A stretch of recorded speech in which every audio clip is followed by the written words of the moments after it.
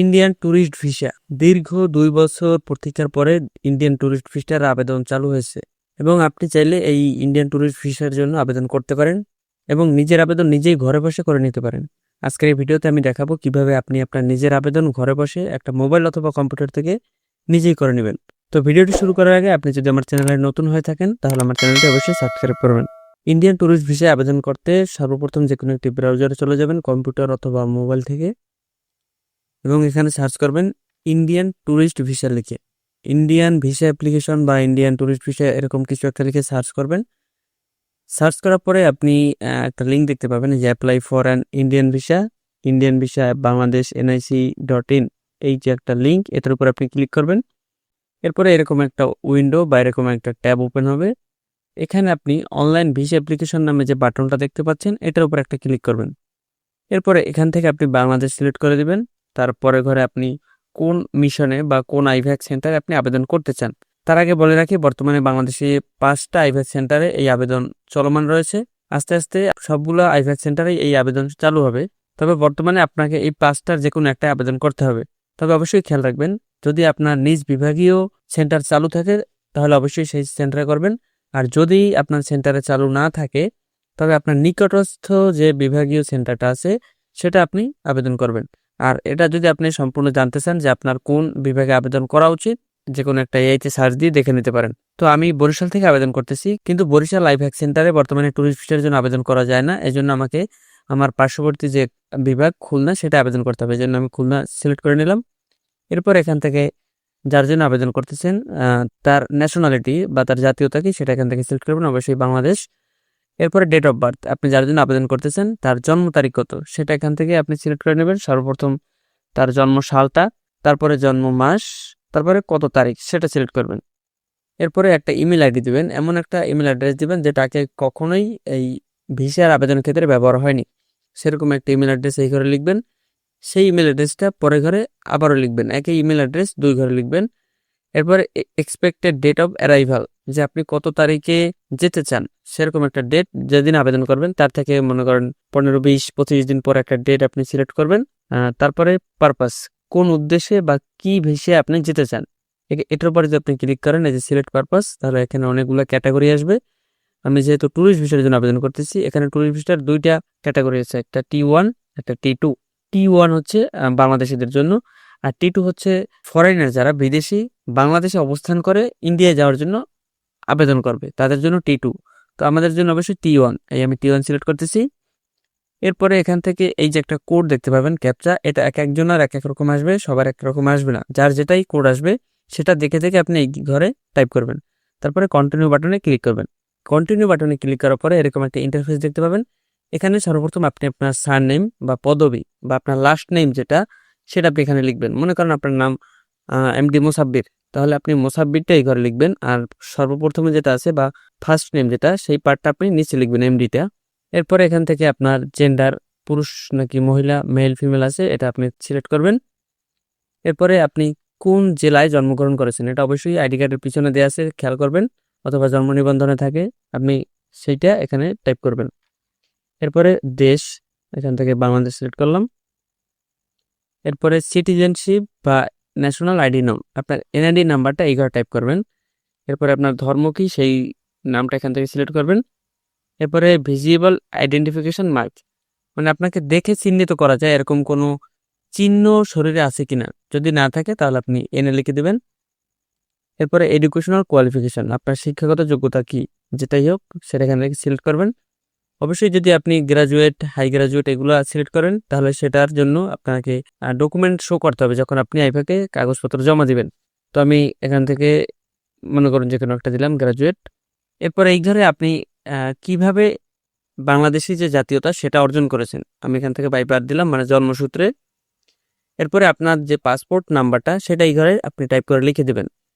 এবং passport issue হয়েছে কোথায়, এটা অবশ্যই বাংলাদেশের সকল পাসপোর্ট ঢাকায় ইস্যু হয়ে থাকে, এই জন্য আপনি এখানে ঢাকা লিখে দেবেন।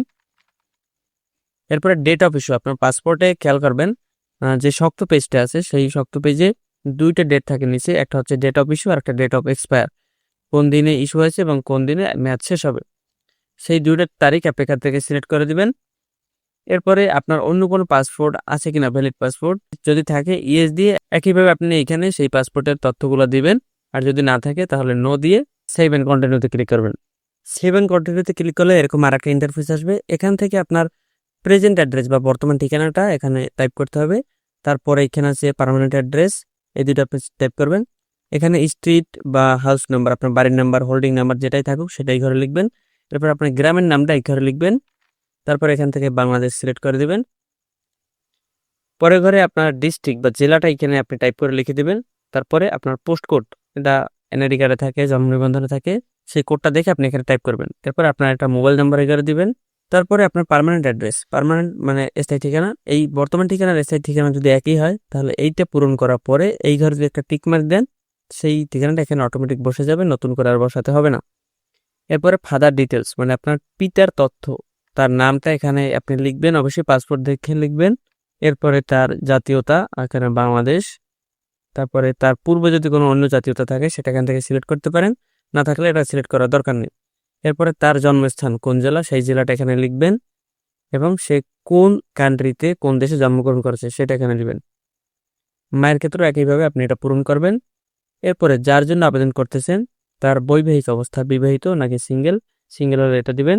এরপরে আপনার পূর্বপুরুষ কেউ পাকিস্তানি ছিল কিনা এটা আপনি অবশ্যই নো দিয়ে দিবেন। এরপরে প্রফেশন, পেশা, আপনার যার জন্য আবেদন করতেছেন বা আপনি যদি নিজে হয়ে থাকেন আপনার পেশাকেই সেটা এখান থেকে সিলেক্ট করতে পারবেন। এখানে অনেক ধরনের পেশা আছে, আপনি যে কোনো একটা সিলেক্ট করে দেবেন আপনার যে পেশা। এরপরে সেই অনুযায়ী যদি আমি এখানে অকুপেশন স্টুডেন্ট দেই, যে আমার পেশা স্টুডেন্ট, তাহলে আমি অবশ্যই অন্য কারোর উপর নির্ভর করতেছি, আমি নিজেই নিজের জীবিকা নির্ভর করতে পারি না। আমি কার উপরে নির্ভর করতেছি, তার নাম, মা বাবা বা স্পাউস, স্পাউস বলতে স্বামী বা স্ত্রী বোঝায়, তো মনে করেন আমি মা দিলাম। এরপরে ব্যবসা বা এমপ্লয়ার নেম, আপনার ঘরে যে উপার্জন করে তার নাম কি সেইটা এখানে লিখবেন, বা কি কাজ করে সেটা এখানে লিখবেন, এবং ডেজিগনেশন, কি পদে চাকরি করে। এরপরে তার অ্যাড্রেসটা লিখবেন। এরপরে ফোন নাম্বার লিখবেন একটা, এবং লাস্টে গিয়ে এখানে দেওয়া আছে আর were you in a military, semi military, police, security organisation, মানে আপনি কখনো এই ধরনের যে বাহিনীগুলো আছে, মিলিটারি, সেমি মিলিটারি, পুলিশ বা সিকিউরিটি কোনো বাহিনী যদি আপনি চাকরি বা কাজ করে থাকেন বা পূর্বে করেছেন এরকম যদি হয় তাহলে ইয়েস দিয়ে সেইটার তথ্যখান দিতে হবে। আর যদি কখনো না করে থাকেন তাহলে নো দিয়ে সেভ এন্ড কন্টিনিউতে ক্লিক করবেন। সেভ এন্ড কন্টিনিউতে ক্লিক করলে এরকম আর একটা ইন্টারফেস আসবে। Type of visa, tourist visa, places to be visited, আপনি কোথায় ভিজিট করতে চান বা কোন স্থানে আপনি যেতে চান। ট্যুরিস্ট ভিসা অবশ্যই এটা একটা দর্শনার্থী বিষয়, এটা বাংলা বোঝায় যে আপনি সেখানে ঘুরতে যাবেন, দেখতে যাবেন, এরকম কিছু। তো তার মানে আপনি কোথায় দেখতে যাবেন সেটার একটা অ্যাড্রেস এখানে দিতে হবে। মনে করুন আমি এখানে কলকাতা দিয়ে দিলাম, এখানে আমি তারপরে করে ওয়েস্ট বেঙ্গল লিখে দিলাম। এখানে ডিউরেশন অফ ভিসা, ভিসার মেয়াদ কত হবে, আমি যে কোনো একটা আবেদন দিতে পারি, তারা অবশ্যই তাদের শর্ত অনুযায়ী আমাকে একটা ডেট দিবে বা মেয়াদ দিবে, কিন্তু আমি চাওয়ার সময় যে কোনোটা চাইতে পারি। এই জন্য আমি এখানে 12 মাস দিলাম, যে 1 বছরের জন্য আমি ভিসা চাই। তারপরে নাম্বার অফ এন্ট্রিজ, আমি কতবার যেতে চাই, আমি এখানে মাল্টিপল দিলাম। এখানে সিঙ্গেল বলতে একবার বোঝায়, ট্রিপল বলতে 3বার, ডবল বলতে আপনি 2বার যাব, আর মাল্টিপল মানে অনেকবার হতে পারে। এরপরে এক্সপেক্টেড ডেট অফ জার্নি, কত তারিখে জার্নি, এটা আমি আগে দিয়েছি, এই জন্য এখানে দেখা যাচ্ছে সেই ডেটটা। এরপরে port of arrival in India, আমি কোন পোর্ট থেকে আমি ইন্ডিয়া যেতে চাই। মনে করুন আমি এখান থেকে বাই রোডে যেতে চাই, যে কোনো একটা দিতে পারি, যে গোজাডাঙ্গা থেকে আমি যাব, বা আপনি যে পোর্ট থেকে যেতে চান সেই পোর্টটা আপনি এখানে সিলেক্ট করে দিবেন। এখানে রোড আছে, রেল আছে, এয়ার আছে, এয়ার বলতে বিমান বোঝায়, এই যে। তারপরে যে কোনো একটা এখানে সিলেক্ট করে দিতে পারেন।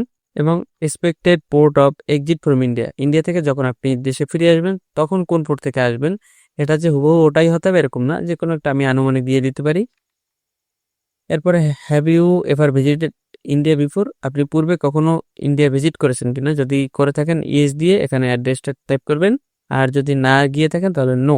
এরপরে আছে has permission to visit or to extend stay in India previously been refused, মানে আপনি কখনো ইন্ডিয়া যাওয়ার সুযোগ আসছে সেটা আপনি রিফিউজ করে দিয়েছেন বা বাতিল করে দিয়েছেন, এরকম কখনো হয়েছে কিনা, যদি হয়ে থাকে তাহলে ইয়েস, আর না হয়ে থাকলে নো দিবেন। এরপরে যেটা হচ্ছে have you visited SAARC countries, সার্কভুক্ত দেশগুলো আপনি কখনো ভিজিট করেছেন কিনা গত 3 বছরের ভিতরে, করে থাকলে ইয়েস, না থাকলে নো। এরপরে রেফারেন্স ইন ইন্ডিয়া, ইন্ডিয়া একজনকে রেফারেন্স দিতে হবে, আপনার পরিচিত যে কোনো একজনের নাম এখানে আপনি টাইপ করবেন। এরপরে তার অ্যাড্রেসটা এখানে দিবেন, অ্যাড্রেসটা কোন স্টেটে বা কোন রাজ্যে সেই রাজ্যটা এখান থেকে সিলেক্ট করবেন, কোন জেলায়, তারপরে তার ফোন নাম্বার দিবেন এখানে। এরপরে একইভাবে রেফারেন্স নেম ইন বাংলাদেশ, বাংলাদেশে আপনার পরিচিত আপনার পরিবারের আপনার আত্মীয় স্বজনের ভিতরে যে কোনো একজনের নাম এখানে দিবেন। তারপরে সেভ এন্ড কন্টিনিউতে ক্লিক করবেন। সেভ এন্ড কন্টিনিউতে ক্লিক করার পরে এখানে অনেকগুলা প্রশ্ন আপনাকে করবে তারা, যে have you ever been arrested, যে আপনি কখনো অ্যারেস্ট হয়েছেন কিনা, এরকম এখানে অনেকগুলো কোশ্চেন আছে। এগুলো অবশ্যই সবগুলো নো হবে। তো আমি এগুলো নো দিয়ে এই ঘরে একটা টিক মার্ক দিয়ে সেভ এন্ড কন্টিনিউতে ক্লিক করব।